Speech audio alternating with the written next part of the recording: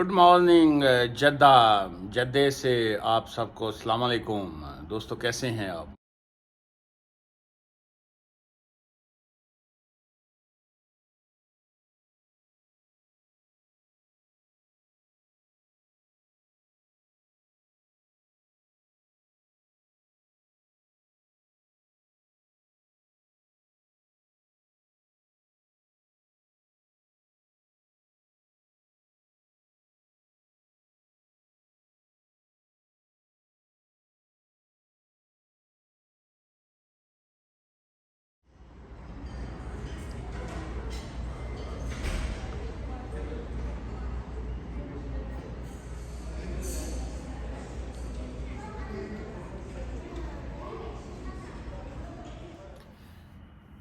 अच्छा जी, आज का जो टॉपिक है जी, जिस पे इमिग्रेशन के हवाले से मैं बात करूँगा, वो है एक्सेप्शनल सर्कमस्टांसिस जो हैं, वो क्या होते हैं। बहुत से ऐसे एलिमेंट्स होते हैं जिस पे आप डिफरेंट टाइम्स के ऊपर जो है वो एडवाइस लेते हैं, या आप अपने सर्कमस्टांसिस जो हैं वो डिस्कस करते हैं। सो उसको क्या वो आपके जो सर्कमस्टांसिस हैं वो एक कंपेलिंग एंड कंपैशनेट सर्कमस्टांसिस हैं, और क्या उन सर्कमस्टांसिस की बेसिस के ऊपर आप अपनी ह्यूमन राइट्स की या असाइलम की या एफएलआर जो है वो फाइल कर सकते हैं। इसी टॉपिक के ऊपर आज जो हम बात करेंगे।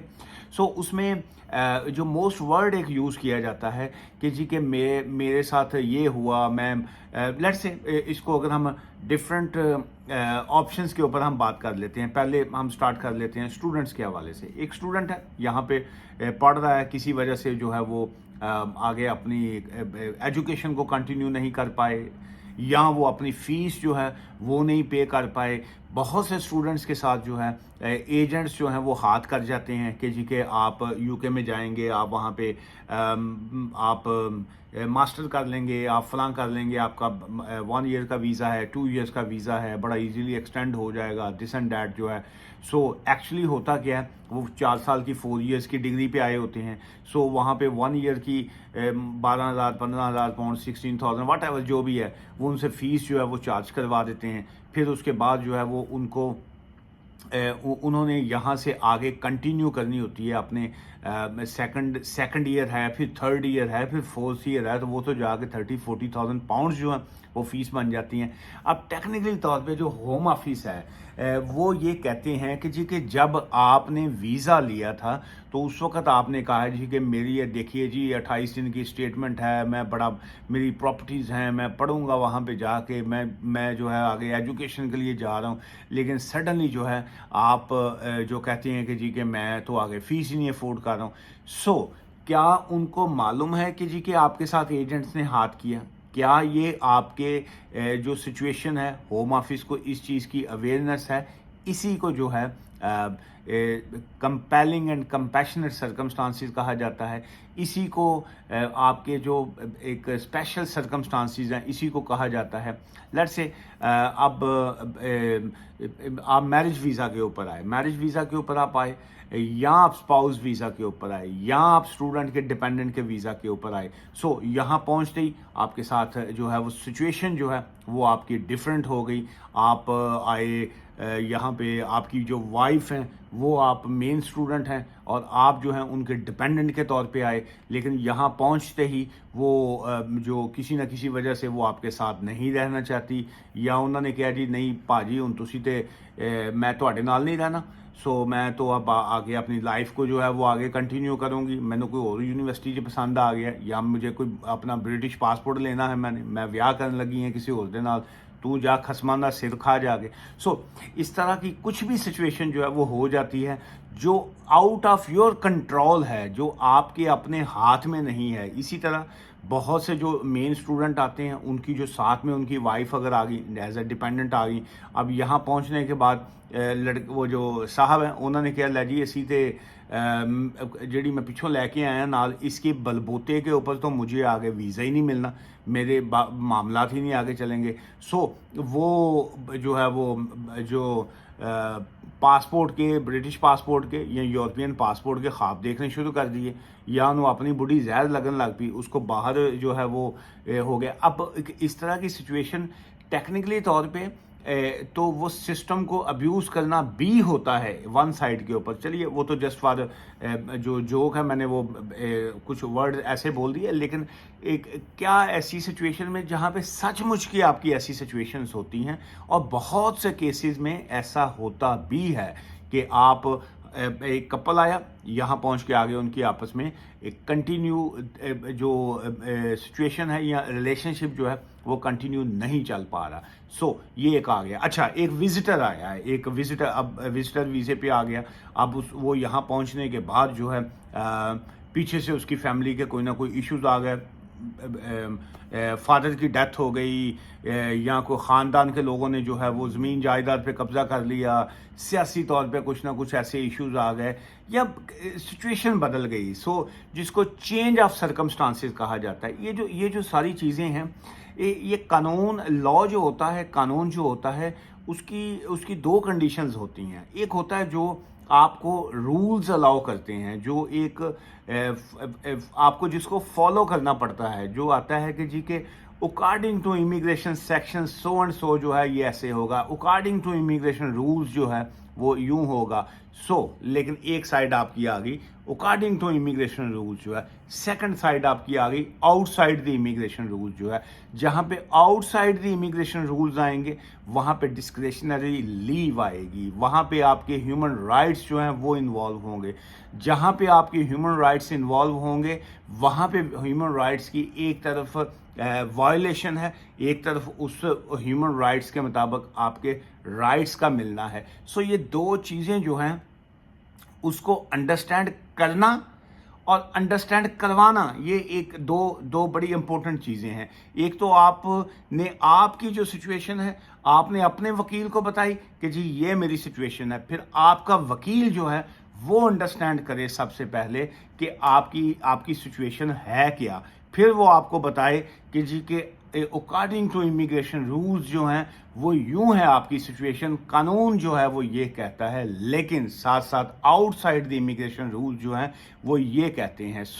अब आप जिस वक्त गवर्नमेंट डिपार्टमेंट्स हैं, जो अथॉरिटीज़ हैं, जब आप उनसे बात करते हैं तो वहाँ पे अब तीन चीज़ें जो हैं वो बड़ी इंपॉर्टेंट आ गई। नंबर वन, आपने जो अपने वकील को बताया या जो आपने अपनी सिचुएशन बयान की, उसके बाद जो है जो आपकी एप्लीकेशन फाइल की जा रही है वहाँ पे आएगा number one according to immigration rules जो है वो यूं है, आउटसाइड द इमिग्रेशन रूल्स यूं है। लेकिन अगर हम आउटसाइड द इमिग्रेशन रूल्स को एप्लीकेशन को फाइल कर रहे हैं तो उसमें हमारा ह्यूमन राइट्स जो है वो क्या है, ये बड़ी एक इम्पोर्टेंट पॉइंट इस तरह की सिचुएशन में आ जाता है। अब इसी को जो मैं क्लोज करते हुए इसी पॉइंट को जो है अब आ जाते हैं। जैसे विजिटर वीज़ा है, आप विजिट पे आए, ऑब्वियसली आप यू कैनॉट स्विच जो है विजिटर वीज़ा जो है, आप स्टूडेंट पे नहीं जा सकते, आप विजिटर वीज़ा पे आके मैरिज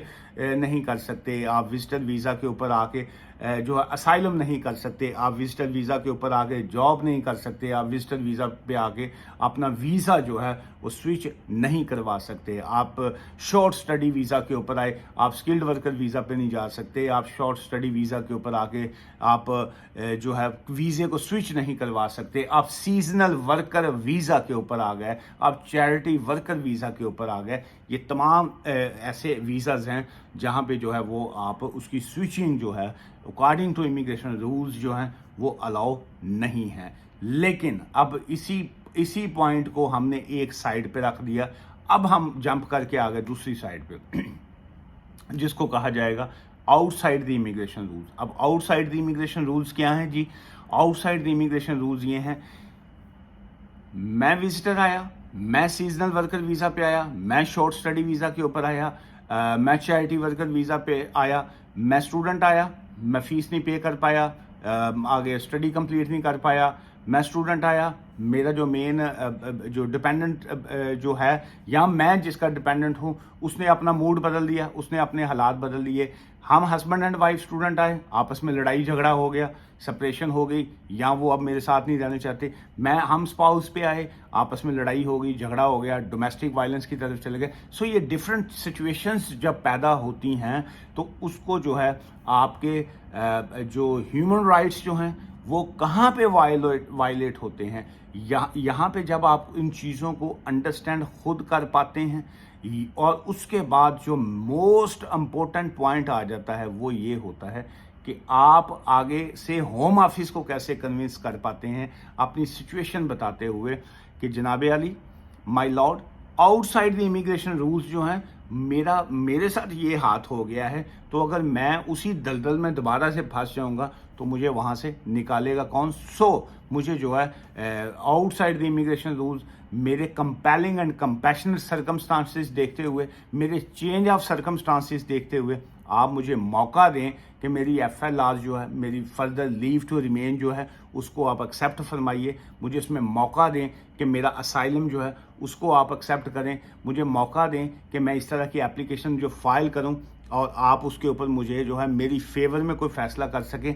इसी तमाम पैराए को देखते हुए जो है, अगर फ़ीस अफोर्ड नहीं करते ऑब्वियसली फिर आपके पास फ़ी वेवर का ऑप्शन है, फ़ी वेवर कीजिए, FLR फाइल कीजिए, अपनी सिचुएशन को जो है वो होम ऑफिस के आगे रखिए एंड लेट देम डिसाइड कि वो क्या करते हैं। इस चैप्टर बड़ा लंबा है इस तरह का, लेकिन ये है इसी से रिलेटेड अपने सवालात जो हैं वो अगर आप भेजेंगे तो उसी सवालात से जो है वो मज़ीद जहाँ पे जवाब पैदा होता है, जवाब हमेशा सवाल से पैदा होता है। सो सवाल कीजिए और इन्फॉर्मेशन की हद तक, लेकिन अगर आप उसमें कानूनी मदद आपको चाहिए हो, लीगल एडवाइस आपको चाहिए हो, so then the only option is you need to book your consultation. Phone की एडवाइस हो या आप फेस टू फेस ऑफिस में मिलें, दोनों कामों के लिए मैं फ़ीस चार्ज करता हूँ, लेकिन अल्टीमेट जो है किसी न किसी चीज़ का जो है वो वे निकलता है, हल निकलता है। दुआ में याद रखिएगा जी। टेक केयर, थैंक यू जी, बाय फॉर नाउ।